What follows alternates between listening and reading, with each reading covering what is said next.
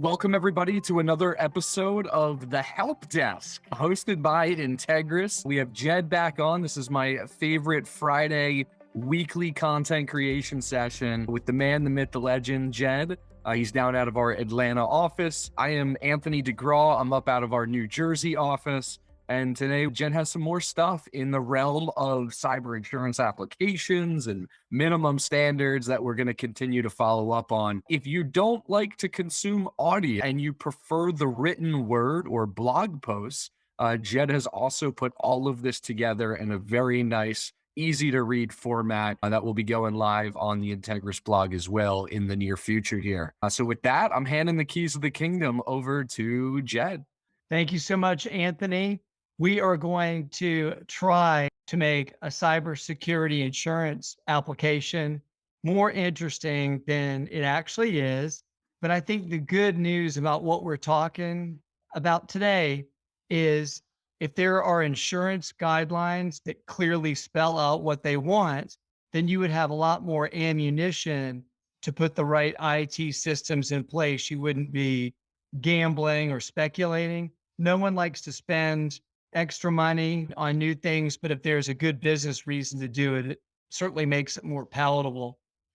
I think that's a great way to say it, right? Like a lot of times, and I feel like this is probably going on for the last 5, 10, 15 years for some small business owners, medium size, even mid market and enterprise, where it's, I'm getting sold this another cybersecurity solution that is supposed to be the end all be all of everything in cyber. And I think to your point, the insurance marketplace, the carriers and whatnot are now starting to back up some of those solutions. And they're saying, hey, these are based on our research and what we know and the breaches we've seen and the remediation and claims and all of that. These are the minimum things we want in place, which to your point is now guiding small, medium sized businesses who's ever going to get cyber insurance to understand, oh yeah, these are the things I should be putting into place to protect my environment and my business. And now let me go execute on those things. Definitely. I think it's also great ammunition to make a business case to a CFO. He or she is really watching the money, the Yeah. P's and Q's. So if you can bring him or her documentation, then I think it's almost a slam dunk. I'm not going to say 100%, but it certainly makes it a less dramatic conversation. So why don't we get into a few of the questions right now? This is from a section of a cyber application called ransomware preparedness. And it's very important because anyone who is on LinkedIn or any sort of news source knows that ransomware is taking off. It's exploding more and more each year. So, one of the ways to curtail, you can't completely prevent it, but certainly curtail it somewhat, is the use of endpoint protection. So, the first question that they might ask a business is, do you use endpoint protection across your networks? Yes or no? And then, Anthony, maybe you could get into what that means. Absolutely. So endpoint protection, there's all different layers of cybersecurity, and endpoint protection happens to be one of them. Why is it called endpoint and what is an endpoint? So endpoint is anything in the network. Most users are going to be familiar with things like servers and switches and firewalls. And then most importantly, their workstation. Well, that could be a laptop, it could be a desktop. And the goal is, how do we protect that endpoint, especially as things move outside of the office? So even pre-COVID, when we started to see some work from home or work from anywhere or people traveling, what that caused is people were outside of their network. And soon as they got outside of that network, they became outside of the protection that the IT teams could put in place within the physical walls of their office. So the way the industry went is that we need to protect the actual endpoint wherever it may sit in the world. And that's where you got endpoint protection, specifically around laptops. Right now is one of the main points that a lot of people are thinking about. And the endpoint protections that we've known and used over the most recent years, even 10, 15 years ago, are what are called traditional based antivirus systems. And those antivirus systems are looking for malicious code, malware, and things like that based on a specific definition. So a definition of code is understood by the endpoint protection software, and it is constantly looking for those things, those definitions, those codes that trigger that on the actual endpoint. And that's been very good. However, times have changed. And I know we're going to get into that with the next question. So I'm not going to get ahead of myself, but it worked very well. It helped. There was many different varieties of endpoint protection, and it was one of the layers that a company could put in place to better protect themselves. So that's what endpoint protection is. It's a minimum standard at Integris. You need to have it as one of the layers that we require going into it. And now, as you can see on this application, the cyber insurance marketplace is also looking for whether or not an organization has that in place to offer them cyber insurance. And I've seen applications that ask for items by brand name. Yes. So that shows they're really learning more about IT systems. Well, the second question fits in perfectly. Do you use endpoint detection and response across your network? So different than protection, detection and response, yes or no? Absolutely. So this is that next phase, right? That first phase, which we just discussed, was the beginning phase, and it worked well for the time. That being said, times change. Technology changes rapidly. Cyber threat actors know exactly what they were going against and then how to avoid those systems. Even as we were talking about that first question of what is endpoint protection and why the endpoints, a traditional old school bank, right? That we used to have to protect ourselves from getting robbed because the money sat in the safe, which was inside the four walls, which was then inside the safe. And we did everything we could around that building to make sure the money was protected within the four walls.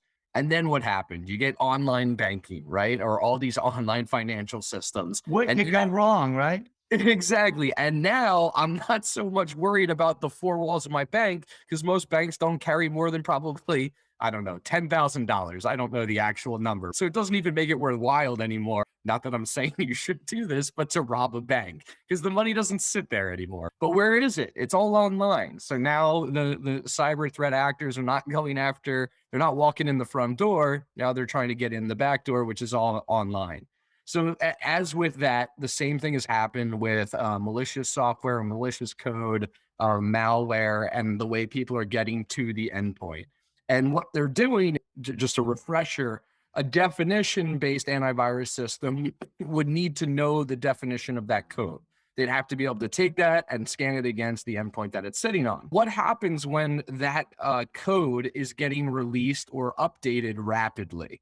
And that's what's happened now is the legacy endpoint protection providers could not keep up with this speed with these malicious codes were coming out. So the endpoint protection universe had to come up with a different way to protect. And that's where you get into EDR or endpoint detection and response.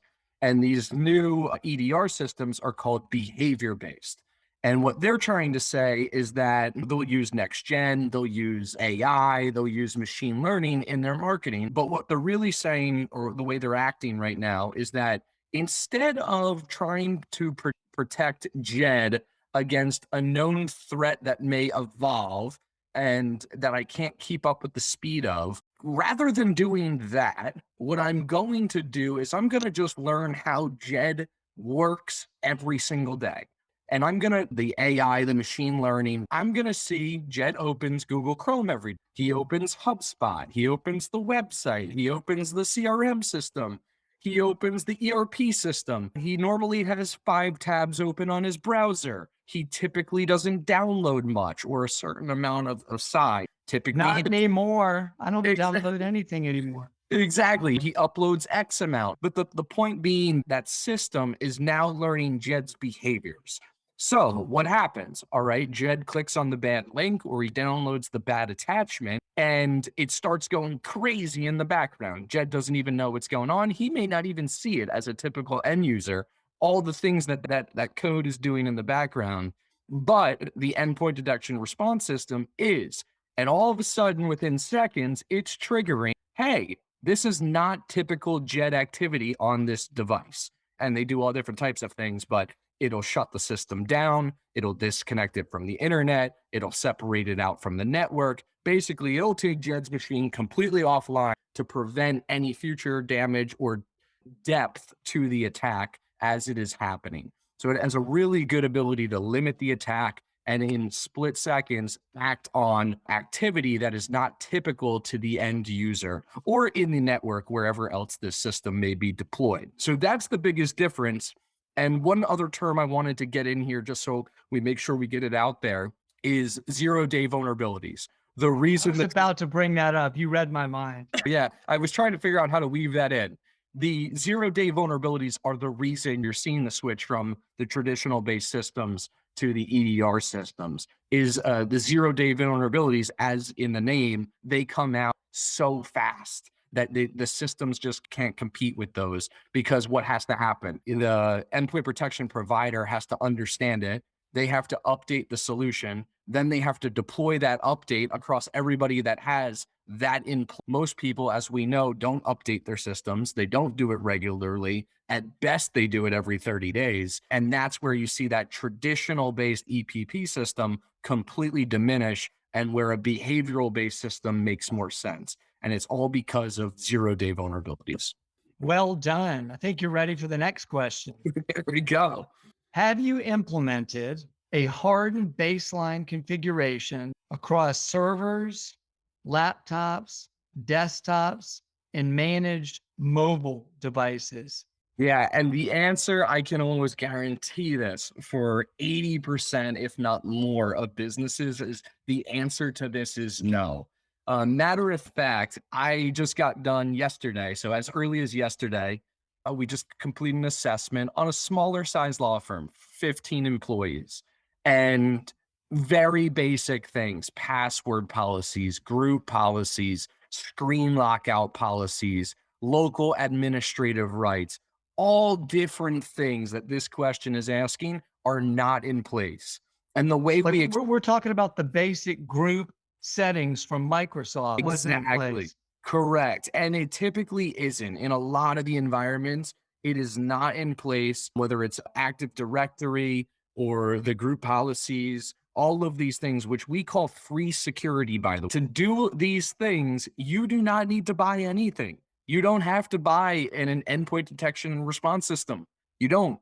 You just need to know how to set it up properly. And that's why it's so important to work with the right type of firm, employ the right type of people to get this done, right? The people that know this kind of stuff. And a lot of times, the people that are employing those firms or employing those people don't know the right questions to ask. So the answer here is that most of the times this is no. And as I mentioned already, we mentioned a couple of things: group policies, Active Directory can be used for this. And then for the mobile devices, you have mobile device management. I don't think I've walked into one company right now that has had mobile device management in place and it hasn't been a gap that we've listed somewhere. And the whole point of that is you switched on the mobile device side. Companies would give you from the IT department a BlackBerry, or they'd give you, after a little while, people started getting iPhones. And then all of a sudden you saw this switch of the company saying, you know what, we don't want to buy all these devices. We don't want to buy all this data plans and minutes and all this stuff. People don't like maybe Blackberries anymore, or they want Android or what. We don't want to deal with it. So why don't we do something different called bring your own device? And that's what a lot of companies did. The issues with that is they lost full control of their data as soon as they allowed other folks to bring their devices and load up their email and calendars and documents and all of that directly on their phone or their tablets that they bought personal. So you should have a mobile device management or an MDM solution in place. There's many of them out there. And what that allows the organization to do is give the freedom and flexibility to the employees so they can pick their devices, they can pick their carrier, all of that. But it allows the organization to containerize their data, their business data, on that person's cell phone or tablet. So it's almost the best of both worlds, which is an interesting thing. But yeah, most of the time, in terms of hardening the baseline configuration across servers, laptops, desktops, and mobile devices, it's not there. It is free to do. Free in the sense of it, you don't have to buy something to do it. You do need to spend some time, human capital, on making sure it's set up properly. You're right about time and human capital. When I was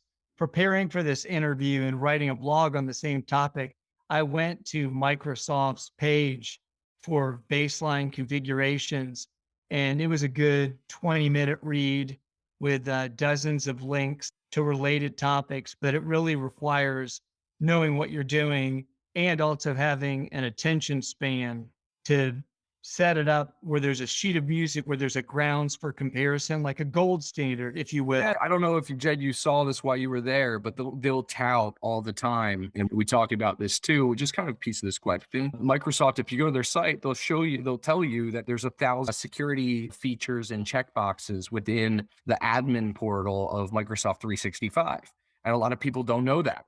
And the same thing that they're asking here about physical infrastructure, right? Physical devices like servers and labs. The same question could be asked about cloud environments, right? Because of those 1,000 checkboxes in Microsoft, how many did you click off? Most of the time, they're setting it up with nothing in place because it may create a user issue. It may not connect well with something else, and they don't Right. know how to configure it. So there's a lot of different versions of this. But yeah, one of our typical finding in the cloud environments is um, a true evaluation of what's in place, minimum standards, and whatnot for that as well.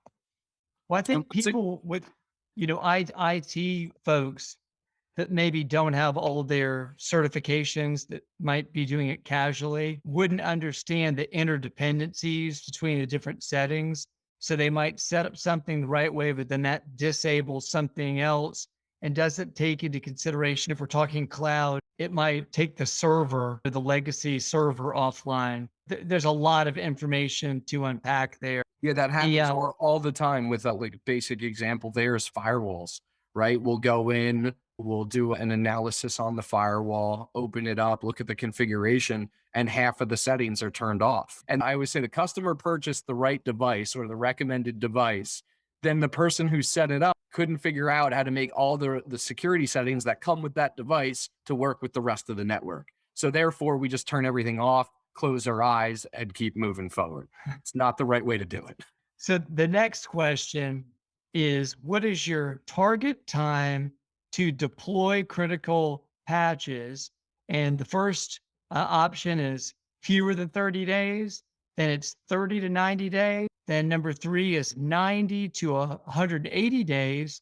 And then the fourth option is more than 180 days. Insurance companies want to know. What say you, Anthony? Yeah, very similar path as what we've talked about here. So once again, I'll bring up the smaller law firm, but this could be duplicated in any type of environment. The patches we found on the servers and endpoints, the last time they were done was 6 months ago. And What? then the last time they were done, so before the 6 months, so go back 6 months, they were done then. So it's been 6 months. Before that, it was 3 years. That sounds like a zero-day vulnerability open house. Exactly. They had over 3 years at one point. They've had 6 months since they've been done again. And what is it? Once again, another version of free security. The operating systems, the third parties are telling you, here's my patch. Please deploy it. We know about this vulnerability. We've given you the fix. Please do it.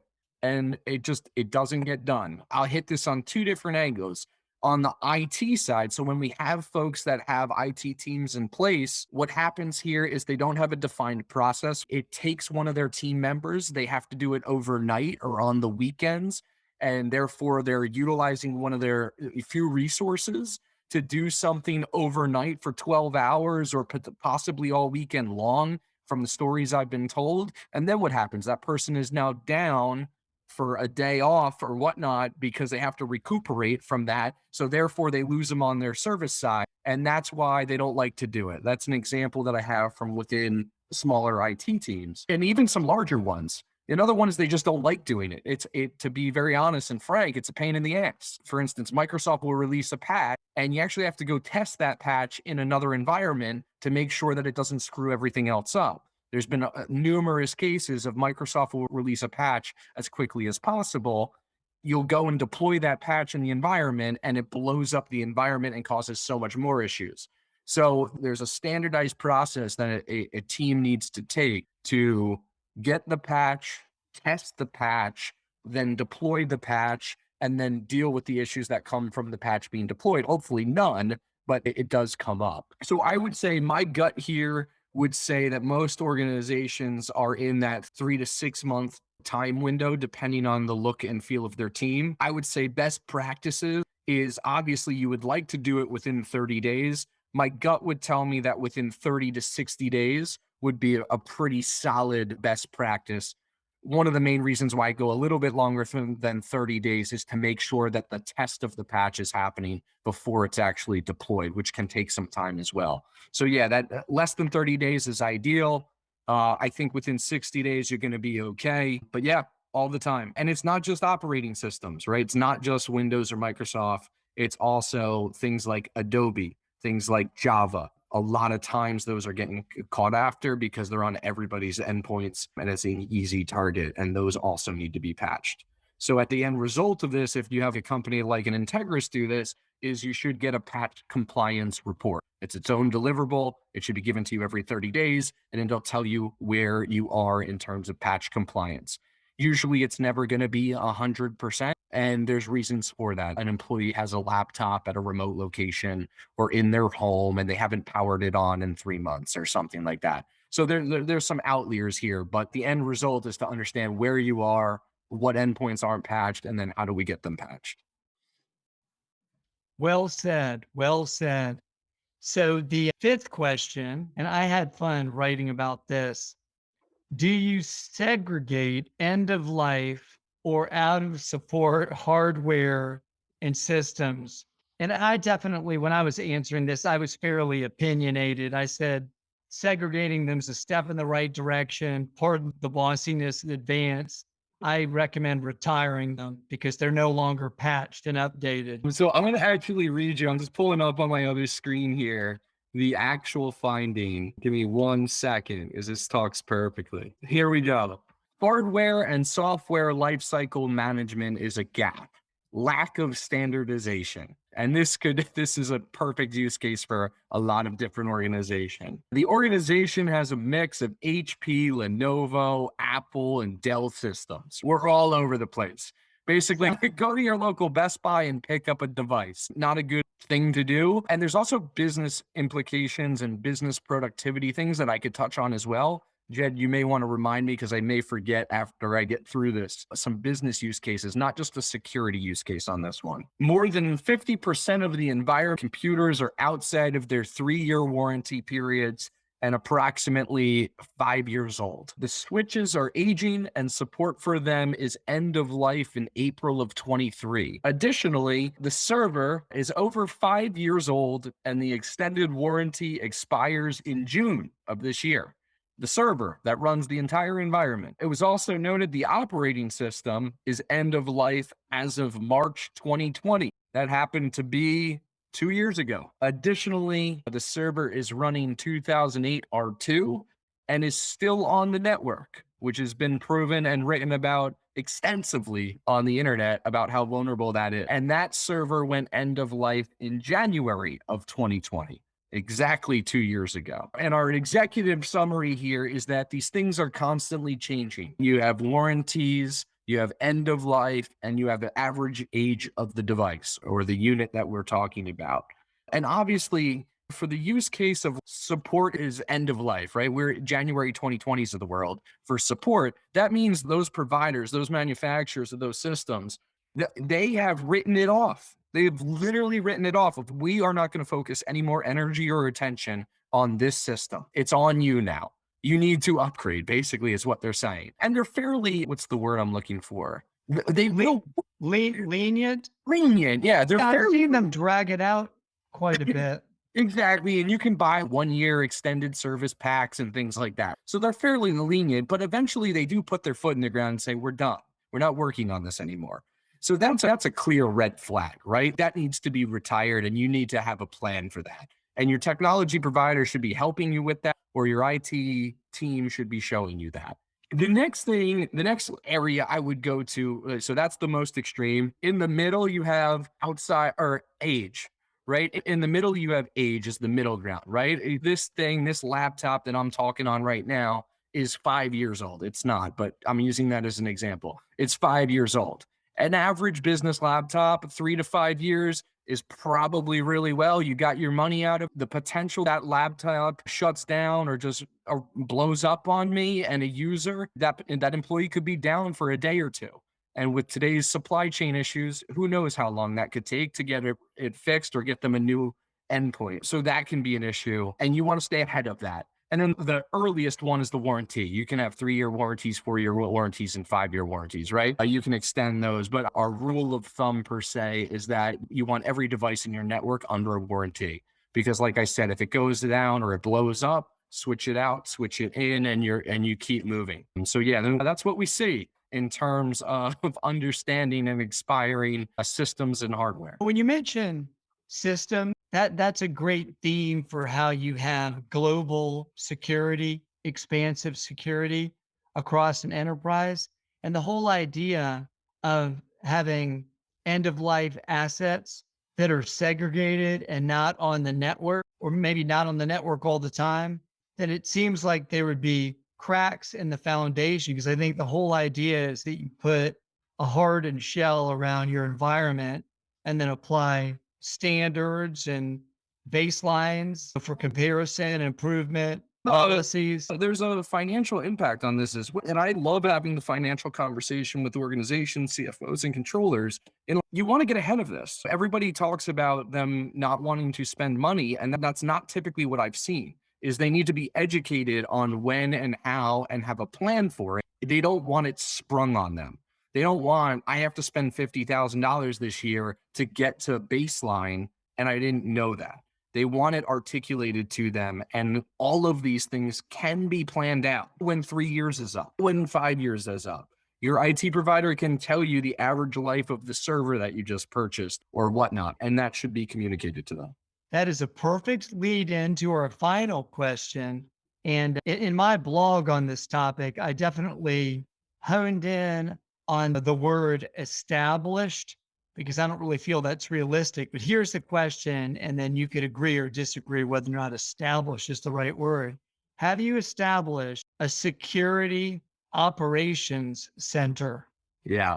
I haven't walked into any clients in my time that have a security operations center. I haven't walked into many or any managed service or IT providers that have a full blown security operations center.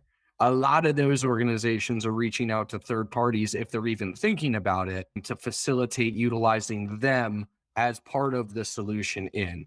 So my gut would tell me this question is answered no 99% of the time. And it's another reason why you would engage a managed IT service provider that has a high level of operational maturity and scale to provide that type of solution to you.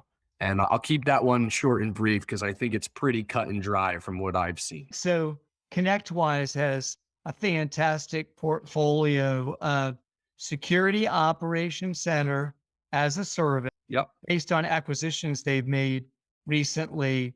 But that would be a way to bundle in. And just for the audience that doesn't know this, ConnectWise is the leading management software for MSPs, and we use ConnectWise. So they have these fantastic services that are rolled in that you can get various increments applied to your environment, which you wouldn't build out your own security operations center, but it would be something you'd subscribe to.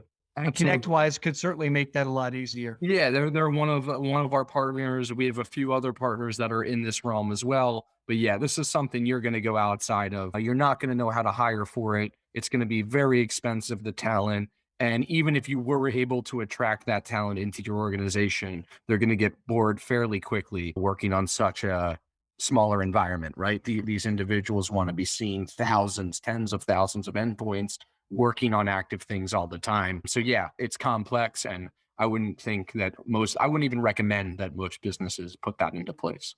So everything that we've talked about today, Anthony, if you're going to run it by your insurance company and get help with your MSP presenting it, all of it's managed. The reports are managed by ConnectWise, professional services, automation, and then remote monitoring and management tools, which create all these inventory reports called an IT roadmap, but all the documentation that you would need to show your insurance company so they approve you for your cyber policy. Yeah, absolutely. You would work with your IT provider to come up and make sure that these things are getting done. Some of these things I mentioned, most of these questions are free, right? Maybe 3 of the 5 were, hey, this is free to do, or a solution needs to be put in place. A lot of times it's just making sure that it's getting done. Typically, we find that folks are paying for that service, but then when you go in to assess it, it's not actually happening. So, yeah, part of this hopefully leads businesses to ask the right questions because insurance is asking for it to providers or to their IT teams to make sure that they're doing what they're supposed to be doing. And then not just ask the question and get a yes or a no, get documentation to prove it, as Jed just mentioned. There's a lot of times we ask questions of folks and we get the right answer or the smart answer. But when you go one layer more, you get the wrong answer. So make sure you're going one more layer than just asking the question. That's a great response. I'm looking forward to our next session. Awesome, Jed. Thank you so much, man. Appreciate it. Appreciate it, buddy. Have a great weekend. See ya. Thanks, man.